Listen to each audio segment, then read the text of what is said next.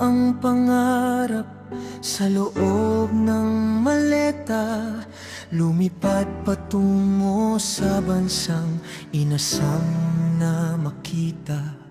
Sa pag-asang doon, buhay ay giginhawa, ngunit paglapag pa lang, pagsubok na ang bumungad sa mata.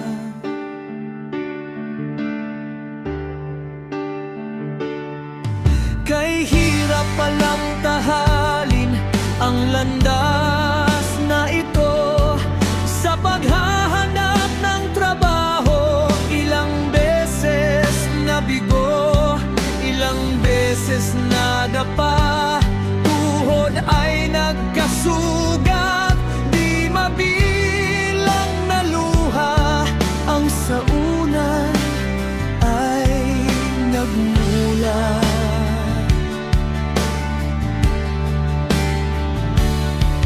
Sa gitna ng lungkot at matinding pagtitiis, pangungulila sa pamilya, tila walang kasing bilis. Ngunit hindi susuko, hindi magpapatalo, para sa pangarap na itinanim sa aking puso. Bawat patak ng pawis, bawat luhang pait ay puhunan sa bukas na nais kong makamit. Sa tiyaga at sikap, unti-unting bumabangon, binabago ang takbo ng aking panahon. Sa tulong ng Diyos, Ama na siyang may likha, lahat ng pagod ay nagkakaroon ng halaga.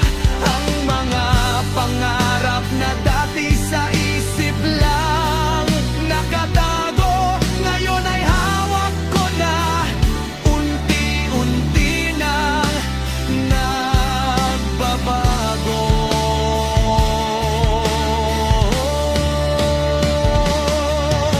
Salamat sa gabay, salamat sa lakas, natupad din ang pangarap, mayroon ng bagong bukas.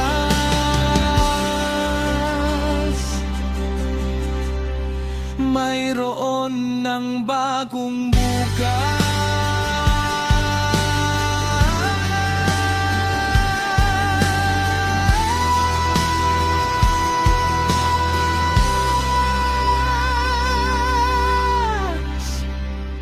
Mayroon ng bagong bukas.